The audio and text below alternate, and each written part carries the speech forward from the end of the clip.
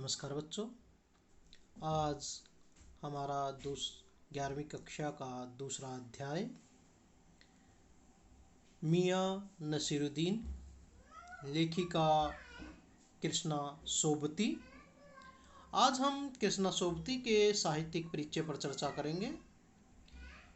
कृष्णा सोबती हिंदी साहित्य की एक जानी मानी लेखिका हैं। कृष्णा सोबती का जन्म सन 1925 गुजरात, पश्चिमी पंजाब, वर्तमान में पाकिस्तान में स्थित है।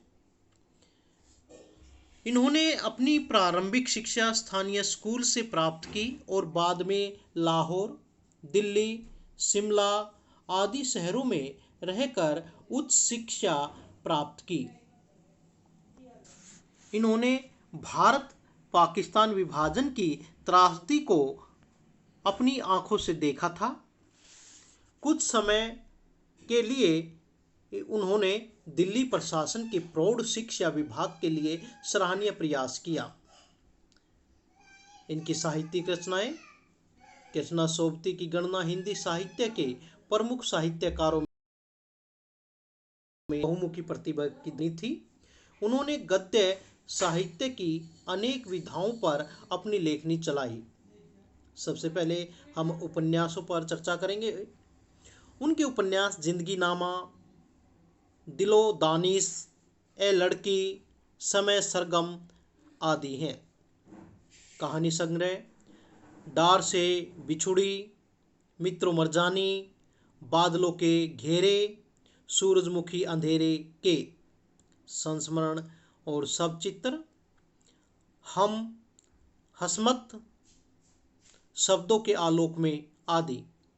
उन्होंने अनेक रचनाओं के लिए सम्मानित भी किया गया।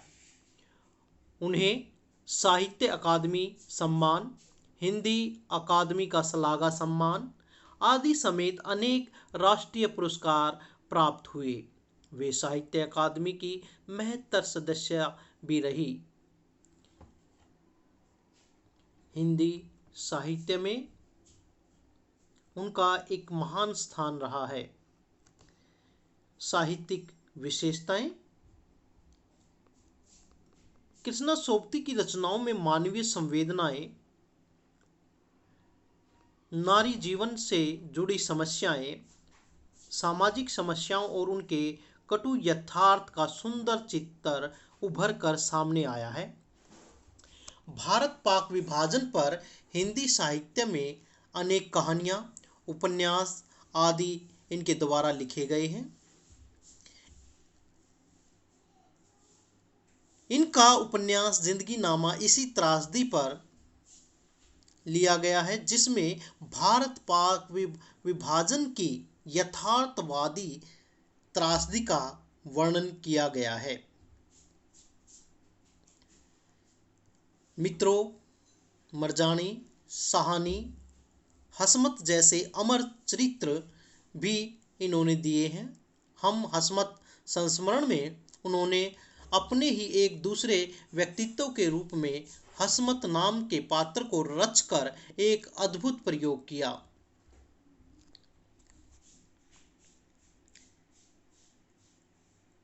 भारत पाकिस्तान पर जिन लेखकों ने हिंदी के कालजयी रचनाएं लिखी, उनमें कृष्णा सोबती का नाम बड़े ही उच्च शीर्ष पर लिया जाता है।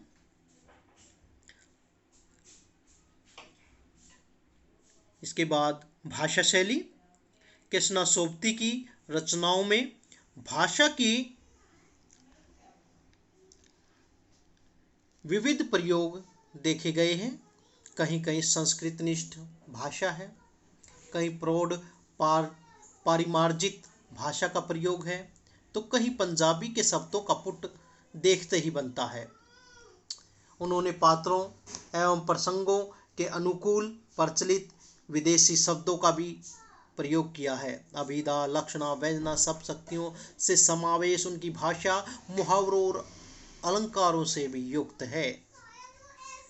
भाषा भाव, विषय एवं प्रसंग को पूर्ण रूप से स्पष्ट करने में उनकी भाषा सफल रही है। अब उनका जो अध्याय है वह है मियाँ नसीरुद्दीन, जो हम अगले अंक में करते हैं। धन्यवाद।